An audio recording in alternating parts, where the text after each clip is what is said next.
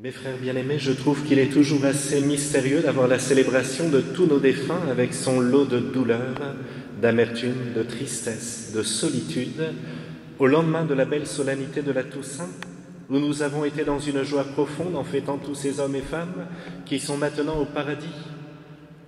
Pourtant, il me semble que s'il y a bien une chose qui unit ces deux fêtes, c'est l'espérance de la vie éternelle. L'espérance d'être aux côtés du bon Dieu, je n'ai pas peur de dire qu'il est bon, c'est bien plus qu'une conviction, parce que la création, mes frères, est un hymne à la bonté de Dieu, pour notre bonheur, et que la personne de Jésus-Christ est l'image parfaite de la bonté de Dieu. Ce soir, mes frères bien-aimés, permettez-moi de faire un petit peu de catéchèse avec vous, de reprendre notre foi, et ce que nous enseigne l'Église depuis le 1er siècle sur la réalité de la vie qui nous attend au ciel. Surtout, ne pensez pas qu'en reprenant le catéchisme avec vous, je n'ai pas de compassion ni de douleur qui habite vos âmes, vous qui avez perdu cette année un être cher, un être aimé. Je crois au contraire que l'enseignement de l'Église a le pouvoir d'apaiser nos cœurs, de nous donner une espérance encore plus grande, et peut-être même de la joie par-dessus nos cœurs broyés.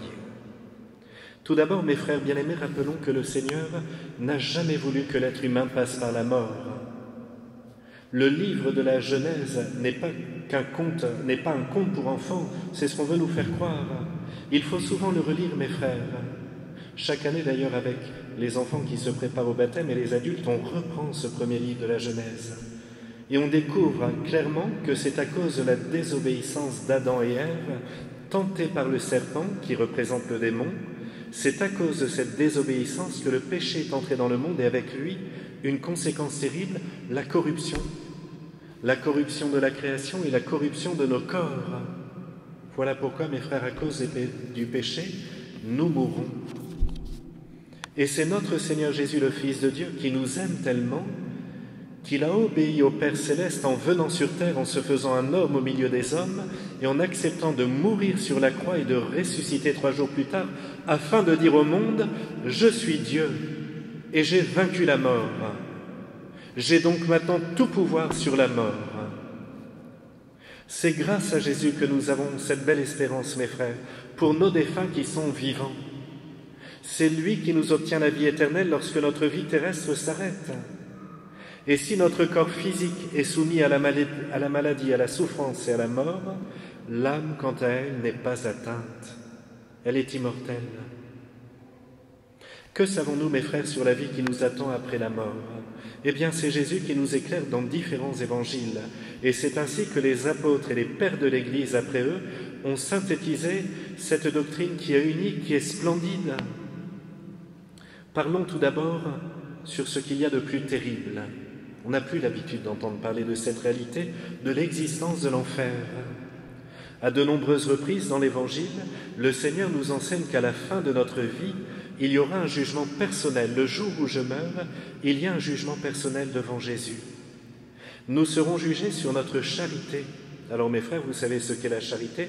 Elle consiste à aimer Dieu à travers la piété, par exemple la messe, parce que Dieu, on ne le voit pas, mais on est en sa présence au moment de la messe, au moment de la prière en famille. Vous voyez, au moment de prier le chapelet, nous sommes unis au ciel.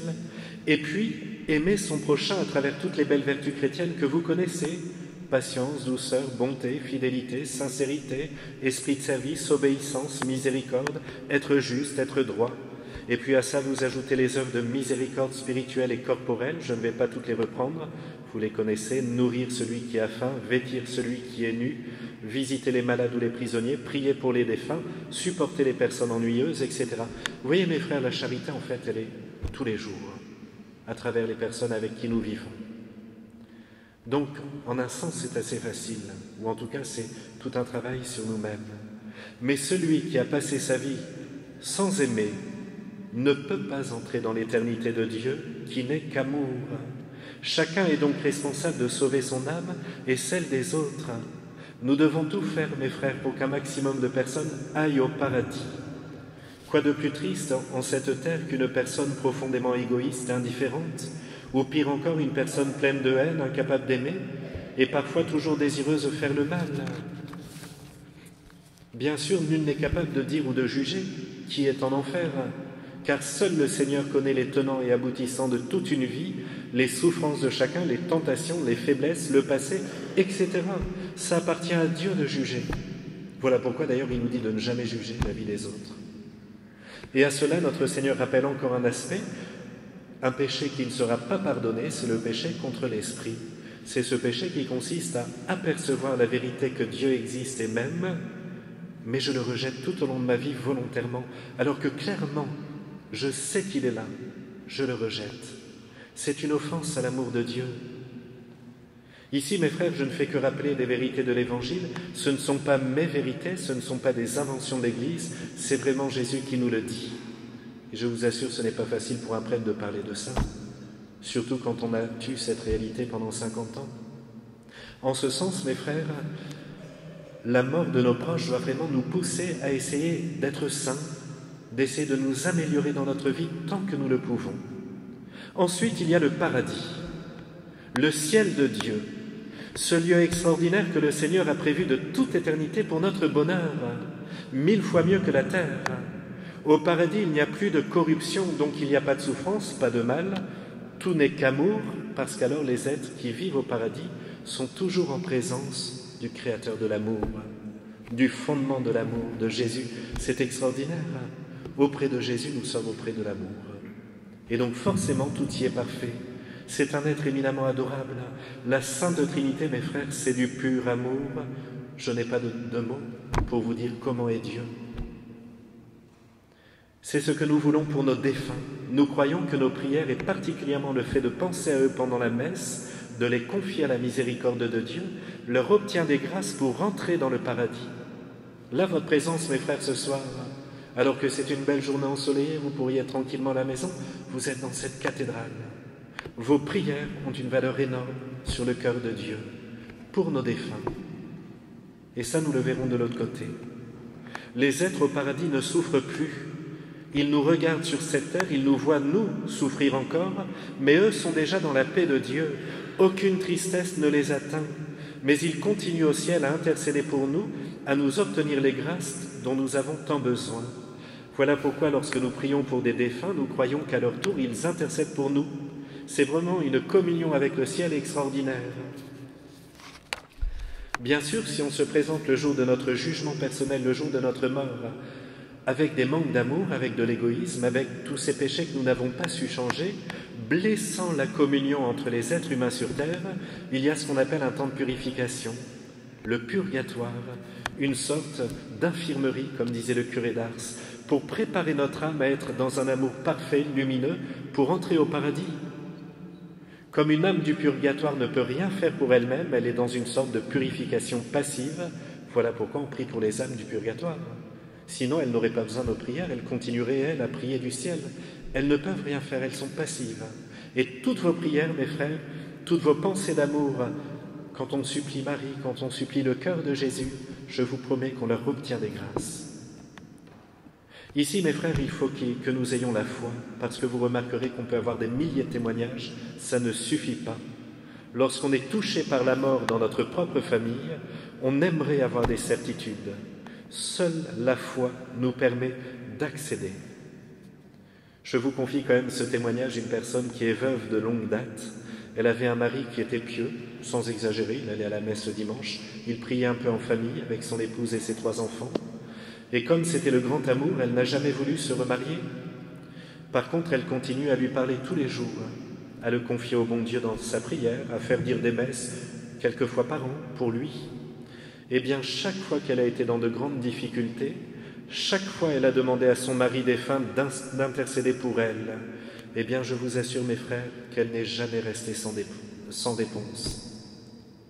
Une fois encore, je ne peux pas vous le prouver, la foi est quelque chose de personnel qui demande une adhésion à ce que Jésus nous promet. Enfin, vous me pardonnerez d'être un peu long en ce jour, comme d'habitude, vous me direz. Je voudrais terminer par un dernier aspect qui est encore plus beau et plein d'espérance. Malheureusement, très peu de chrétiens y croient encore aujourd'hui. Pourtant, c'était l'évangile d'aujourd'hui. Le Seigneur est apparu après sa résurrection avec un corps magnifique. Les apôtres étaient enfermés au cénacle. Ils avaient barricadé la porte par peur que les Juifs viennent les arrêter. Et Jésus leur apparaît à plusieurs reprises. Il va même manger du poisson grillé parce qu'il pense que c'est un fantôme. La Vierge Marie, chaque fois qu'elle apparaît, elle est de toute beauté. Les enfants qui la décrivent à Lourdes, à Fatima, à Pontmain, à l'île Bouchard, nous disent mais elle est d'une beauté, pas seulement d'un point de vue animique, une beauté physique, dans toute sa façon d'être. Prenez encore la petite sainte qui a vécu à 15 minutes d'ici, à Pau, Sainte Marianne de Jésus crucifié, qui avait la grâce dans ce couvent de voir des saints presque tous les jours. Elle les voyait comme je vous vois. Elle a été miraculée, vous savez, c'est une jeune fille qui a été égorgée, là-bas en Terre Sainte, qui a été laissée pour morte dans un caniveau, et elle s'est réveillée dans une grotte avec une femme qui lui recousait la gorge. C'était la Vierge Marie. Et cette jeune religieuse carmélite du siècle passé, eh bien, on voyait sur toutes les photos encore le coup de couteau de la gorge. Elle a gardé toute sa vie. Elle avait des grâces, mais extraordinaires, à 15 minutes d'ici. Eh bien, voyez, mes frères, le bon Dieu nous a promis qu'au jour du jugement final, ça c'est à la fin du monde, lorsque cette terre s'arrêtera, parce qu'elle sera morte, eh bien, il y aura le grand jugement final avec tous les hommes, de tous les temps.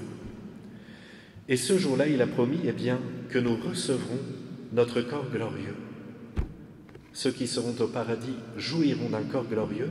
Ceux qui seront en enfer, nous dit le curé d'Ars, recevront leur corps et souffriront pour l'éternité. C'est mystérieux, mais c'est splendide. Jésus a promis qu'il y aurait une nouvelle terre, des nouveaux cieux, que nous aurions un corps magnifique. C'est une promesse de Jésus, et il nous le prouve le jour de sa résurrection. Et Marie nous le montre chaque fois qu'elle apparaît. Alors aujourd'hui, vous voyez, c'est pour ça qu'il faut vraiment attacher ce grand respect du corps de nos défunts, rappelant que le chrétien qui a reçu la communion à la messe, on va la recevoir tout à l'heure, Jésus va nous sanctifier. Notre corps, il est divinisé par la présence de Jésus. Donc mon corps, eh bien j'en prends soin.